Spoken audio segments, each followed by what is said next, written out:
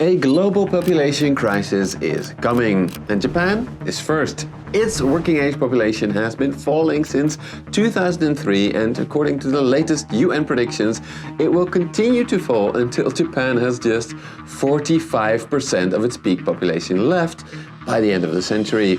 Meanwhile, Europe's working age population has been falling since 2019, while that of China will start falling off a cliff after 2027, until there's only 30% of Chinese workers left in just 75 years. However, despite these massive population centers losing so many people, the UN predicts that the world's population of workers will actually grow till 2072 because of a massive population boom in India, the Middle East, and especially Africa, whose workforce will dwarf all others by the end of the century.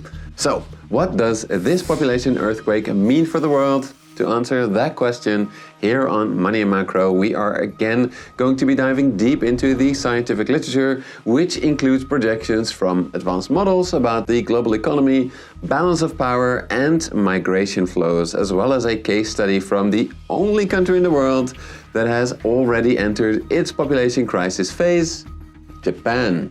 And actually, because demographic trends like fertility and aging don't change too quickly and can be calculated way before they happen, I'm confident enough to make 5 concrete predictions about how the coming population crisis will change the world. Essentially, I found 3 core ways that the world will be changed by this dramatic population shift. Number 1, an economic transformation. Number 2, big migration shifts. And number 3, a dramatic shift in the global balance of power. When it comes to the economy, economists pretty unanimously agree that rapid aging will be bad for the economy. To see why, let's have a look at one popular way to calculate total economic output, or GDP. Using this formula, the total output in the economy is a function of the total hours worked multiplied by the average productivity of those hours. For example, a small nation may produce $1 million worth of goods and services by working 200,000 hours and producing on average $5 worth of value each hour. This means that to grow an economy, a country has 2 options. Either it needs to become more productive, or it needs to work more hours. While this may seem obvious, Japan's experience shows us that taking this into account is extremely important. After all, Japan's politicians have for decades been trying to get their economy going again by lowering interest rates.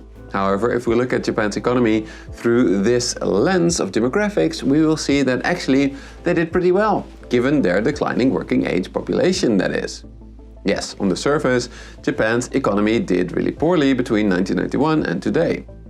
Their GDP grew at just 0.83% per year in this period, while the US economy grew at 2.58%. However, if we take into account hours worked, we can see that in this period, US workers worked just over 1% more hours every year, while Japanese workers worked about 0.43% less. The reason for this was mostly worker population growth in the US and decline in Japan. On the other hand, Japan's productivity per hour grew at about 1.26% per year, compared to the US at 1.53%. Therefore, Japan's low economic growth was not a sign that they mismanaged their economy, it was simply a consequence of so many workers leaving the workforce. This brings us to my first prediction about how the population crisis will change the world. It will lead to further Japanification of all major economies in East Asia and Europe. This includes Germany, South Korea, and China. The good news is that Japanification has really not been so bad, given that Japanese people themselves are still living relatively good lives. But Japanification has meant reduced economic significance on the world stage and rapidly rising government debt. However, even in a rich country like Japan, government debt cannot rise forever, at least not without consequences. To make matters worse, many poorer countries are now also facing Japanification, so they will surely hit a debt ceiling much more quickly than Japan did. Therefore, my second prediction is that as the global population crisis intensifies, we will see more and more countries hit a government debt limit that will either result in a debt crisis or dramatic cuts to the welfare state. So, countries where the fertility rate is below the replacement rate of 2.1 babies per woman, which are all orange countries on this map, will all eventually face the Japan scenario.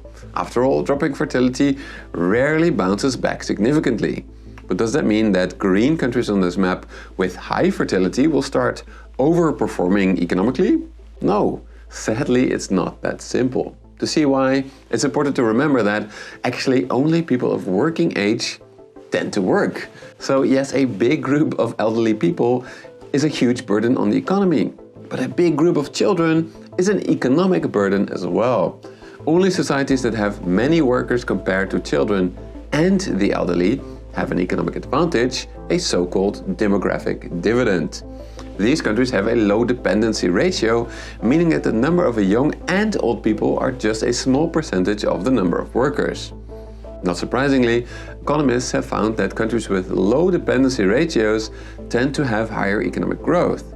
Therefore, looking at the dependency ratio can give us some really surprising insights into what economies will do well and when. For example, we can see here that China's development miracle almost entirely coincided with a massive fall in its dependency ratio, which happened so quickly, by the way, thanks to its one-child policy. Another striking insight the dependency ratio reveals is that Japan is the only country that has already been really feeling the economic burden of its aging population. Rapidly aging China has not yet felt the drag on its economy, as its workers have been able to work more as they had fewer and fewer children to support. Also note that, despite the horror stories about Chinese demographics, their dependency ratio is still well below that of the United States today, which is known for having pretty healthy demographics. Meanwhile, Africa may be young, but so far its economies are not benefiting from that at all. For example, Kenya, which has a fertility rate of 3.3 babies per woman, currently has roughly the same dependency ratio as Japan. On the other hand, as you can see here, India's demographic dividend has really just begun, as its dependency ratio has only recently dropped below that of the US and is still above that of China. On the basis of these principles and UN population predictions, economists Brakman, Kool and van Marwijk have calculated that while Europe's economy is already feeling the negative effects of aging today, China will only start feeling it in the late 2030s. Meanwhile, India's demographic dividend will last from the early 2010s until 2070. Finally, Africa will only start benefiting from its high, but dropping, fertility ratio around the year 2050, when its massive population of children will reach the working age. Thanks to these developments, Brakman, Kool and van Marwijk calculate that the economic center of the world will shift from Iran to India until the 2050s as Europe's economy slows, while that of India rises. However, from then on, China's rapid decline and Africa's rise will cause the economic center of the world to shift towards Africa. So, based on their calculations, my third prediction about the upcoming population crisis is that both Japan's and Europe's economies will underperform from now on. Korea and China will start feeling the pain in a few years, but when that happens, they will feel it more abruptly. And finally, India will keep overperforming in the next decades, while Africa will underperform till 2050, after which it will overperform. But while Africa won't benefit too much from its demographic dividend until the 2050s, the continent will still radically reshape the global economy in another way before that: migration. You see, right now, many of the top migration corridors in the world are driven by conflict. For example, in 2024, some of the largest migration movements happened from Ukraine and Syria. However, most migration happened for economic reasons, from developing nations to big rich countries. For example, some of the top migration corridors in 2024 were Mexico to the US, India to the Gulf states, Poland and Turkey to Germany, and China and the Philippines to the US. From an economic perspective, these migration patterns are actually pretty weird. After all, you may expect that migration happens from the poorest countries, as people want to leave to get a better opportunities and quality of life. However, when looking at the economic development of countries, economists typically observe a so-called migration hump. This means that as a country gets slightly richer, people will actually start to leave to build a better life elsewhere. They always wanted to leave, however, when the country was dirt poor, people simply could not afford to leave because the journey is so long. Thus, the migration hump means that as countries get slightly richer, people start leaving. But then when a country truly gets rich, less and less people leave, given that the best economic opportunities are now at home. Africa is now slowly reaching this point. This is why, as you can see here in this graph from The Economist, African migration to outside Africa has been steadily rising. As it slowly gets richer and its population explodes, we will see a situation where aging economies in Europe and Asia will need labor, and there are many young Africans that will need jobs. Of course, thanks to politics, we cannot be sure how exactly migration will pan out. After all, as we can see in the US now, there can be huge backlashes to migration. On the other hand, Japan was always very closed off to migrants, and we are now increasingly seeing them open up as care workers are simply needed more and more to take care of the aging Japanese population. Therefore, my fourth prediction is that migration from Africa to some rich nations will change the world. Even though I cannot predict exactly to which countries they will move due to politics. So, there you have it. These were 4 of my 5 confident predictions about how the coming population crisis will change the world. Quick recap. Number 1, we will see Japanification of all major economies in East Asia and Europe, including Germany, South Korea and China, which means slower economic growth and higher government debt. Number 2, as the population crisis intensifies, we will see more and more countries hit a government debt limit that either will result in a debt crisis or a cut to pensions. Number 3, big balance of power changes. Both Japan and Europe's economies will underperform from now on. Korea and China will start feeling the pain in a few years, but when that happens, they will feel it more abruptly. And finally, India will keep overperforming in the next decades, while Africa will underperform until 2050, after which it will overperform.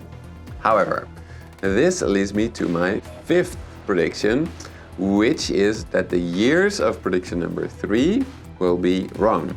You see, economists like Professor Fernandez Villaverde have criticized the UN predictions for making overly optimistic predictions about how fertility rates will bounce back or stabilize in many countries. Even though what we've seen so far is that once fertility rates start to drop, they keep dropping. For example, here's the US fertility rate, and here's the UN prediction on which they forecast that the US population will be quite stable. Or here's the UN assumption for Korea's fertility rates, which shows an optimistic bounce back of the fertility rate, even though there's no indication that this will happen. This seems actually unrealistic now, given that there are new reports coming out of Japan that fertility is dropping faster than even they expected. And I also have to note that there are huge doubts about the fertility and even population data in China. So those years might be off as well. Luckily, I'm more confident about prediction number 4, which is that migration patterns will radically change as traditional corridors of immigration like East to Western Europe and Latin America to the United States will dry up during this century as Latin America and Eastern Europe get old. Meanwhile, aging economies still need more and more workers to maintain at least their standard of living. A huge African labor pool will be available to fill that gap. But whether or not countries want to use it, that will be up to politics. But yeah, that is my take. What do you think? Will the current backlash against migration last, or will aging force rich countries to open up again? Our advertising sponsor, The Economist, believes that migration from Africa will literally change the world. If you want to know more about how exactly that will happen, I've linked 2 fascinating articles from them in the comments below. After that, I highly recommend you check out this podcast from The Economist about Europe's demographic destiny, where their correspondent visits Europe's fastest aging region. Indeed, if you want to check out all of these super interesting analysis and podcasts and more, then I highly recommend you use the link below to get yourself an annual subscription to The Economist for a 20% exclusive discount. Whether you prefer the digital edition or you are like me and prefer to catch up on the global economy during the weekend, sitting down with a nice cup of coffee and the paper edition, you'll always stay on top of the latest global developments, no matter where you are, with The Economist. So don't miss out, click the link in the description or top comment, or head over to economist.com/moneymacro to claim your exclusive 20% discount today.